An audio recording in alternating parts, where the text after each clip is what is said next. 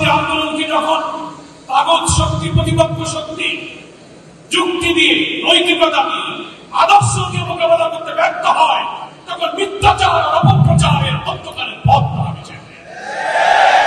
আজকের এই সম্মেলন এমন একটা সময় অনুষ্ঠিত হচ্ছে যখন জাহেলি আঘাত পেরিয়ে ইসলামী ছাত্র শিবিরের অকুতভয়, মৃত্যু ভয়হীন চেতনার মধ্য দিয়ে একটি নতুন দিগন্ত, নতুন বাক, নতুন ডাইমেনশন তৈরি করে একটা নতুন বাংলাদেশ বিনির্মাণের জন্য বাংলাদেশ এগিয়ে যাচ্ছে।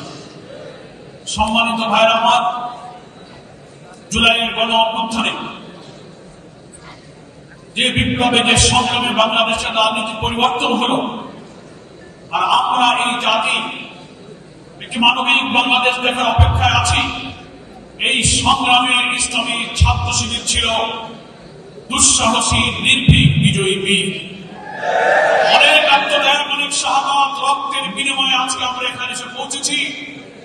একটা কালো যুগ আমাদের পেছনে, একটি নতুন সফর আমাদের সামনে। সেই সময় জাতিকে ঐক্যবদ্ধ করে আমাদের সামনে এগিয়ে যেতে হবে।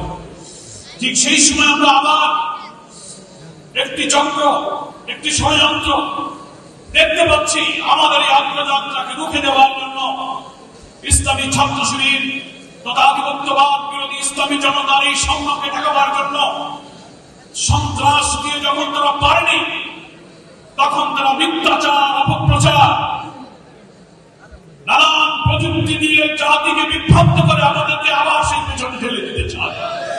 জাতির কোন মিথ্যাচার, কোন বিস্ফোরণটাকে কখনো বিশ্বাস করবে না। তারা জানে না ইসলামী ছাত্র শিবিরকে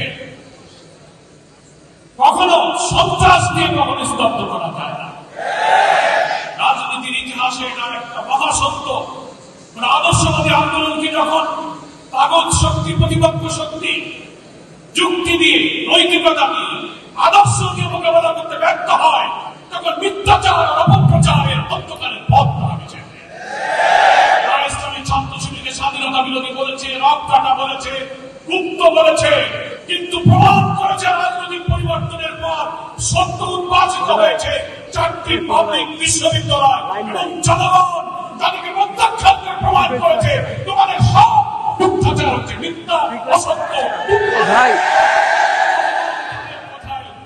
কখনো বিভ্রান্ত হয়নি। ইনশাআল্লাহ আগামী দিনে নতুন বাংলাদেশ গড়ার জন্য ইসলামী ছাত্র শিবিরের এই অপময় যাত্রার পেছনে একটা জাতি থাকবে।